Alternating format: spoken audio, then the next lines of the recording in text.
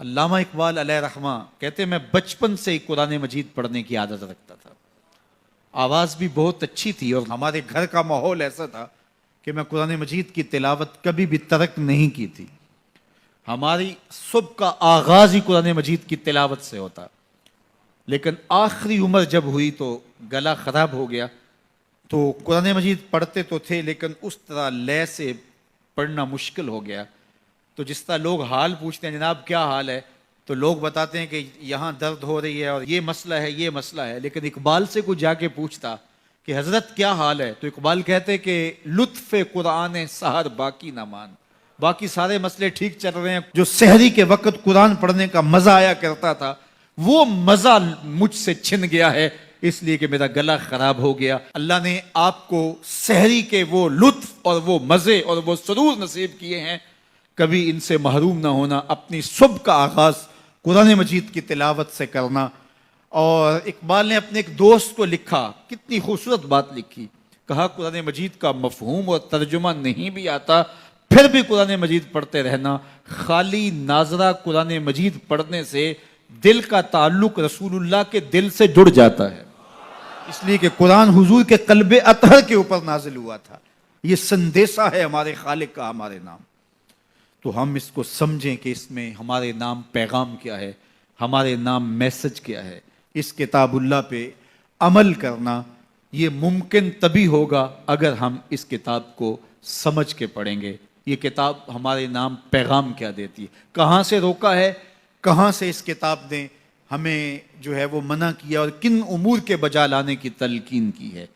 اس کتاب کے تقاضوں کو سمجھنے کے بعد اس کتاب پر عمل کرنا یہ ہماری زندگی کا لازمہ ہونا چاہیے.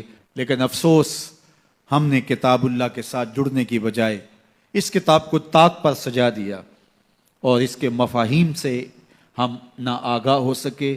اب تو تلاوت بھی موقوف ہوگی. کسی کے زمانے میں لوگ تلاوت ضرور کیا کرتے تھے, اب تلاوت بھی موقوف ہو گئی. عمل تو قصہ پارینہ بن گیا. ہماری زندگی اس کتاب کی مطابقت میں گزرنی چاہیے تھی. آپ مارکیٹ میں یہ مائک بھی لینے جائیں تو اس کے ساتھ بھی چھوٹی سی بک دیتے ہیں جس میں کمپنی بتاتی ہے کہ یہ مائک ہماری کمپنی کا, اس کو استعمال کیسے کرنا ہے. یار آپ جہاں سے جو چیز خریدے تو اس کے ساتھ چھوٹی سی بک ضرور ملتی ہے اور اس کا طریقہ استعمال بتایا جاتا ہے. جس خالق نے انسان کو پیدا کیا اس نے ساتھ قرآن بھی دیا ہے. اس کو پڑھتے جاؤ, زندگی گزارتے جاؤ. زندگی ٹینشنوں کا مجموعہ نہیں ہوگی, زندگی جو ہے وہ خوبصورت تمہیں دکھائی دے گی, زندگی حسین اور جمیل دکھائی دے گی, اس لیے کہ یہ زندگی قرآن کی مطابقت میں گزرے. اور ایک مومن کی زندگی تو قرآن کے بغیر گزرنی ہی نہیں چاہیے. گر تو می خواہی مسلمان زیستن نیست ممکن جز بقرآن زیستن.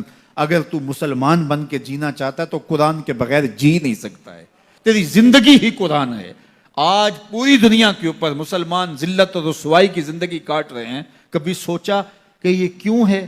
ہماری پستی, ذلت, نکبت, رسوائی کتاب اللہ سے دوری کے نتیجے میں. آج واجبی سا تعلق ہمارا اس کتاب سے رہ گیا ہے. اس کے مفاہیم سے ہم آگاہ تک نہیں ہیں. قرآن کہاں روک رہا ہے, قرآن مجید کی تعلیمات کیا ہیں.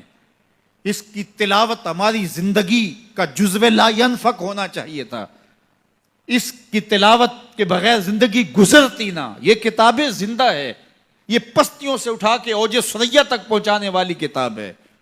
یہ کتاب ہماری زندگی میں اجالے بھر دے, روشنیاں بھر دے. لیکن ہم نے اس کتاب کے ساتھ سلوک کیا کیا.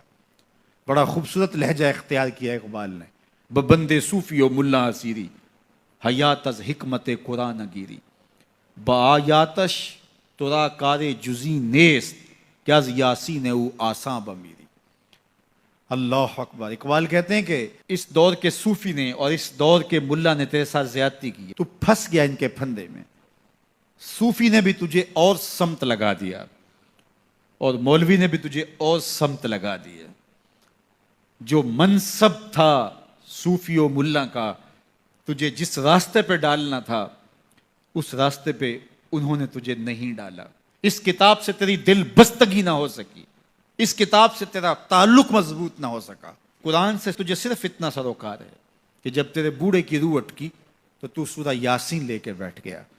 کہ میں اس کی تلاوت کروں اور اس کی روح آسانی سے نکل جائے. وہ کہتے ہیں اس میں کوئی شک نہیں کہ اس کی روح آسانی سے نکلتی ہے.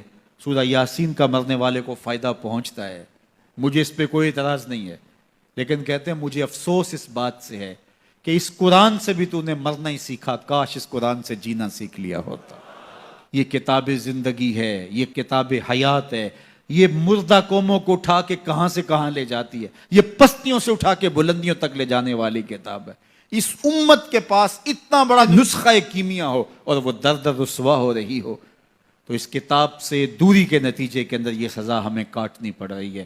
آئیے اس کتاب سے جڑیں.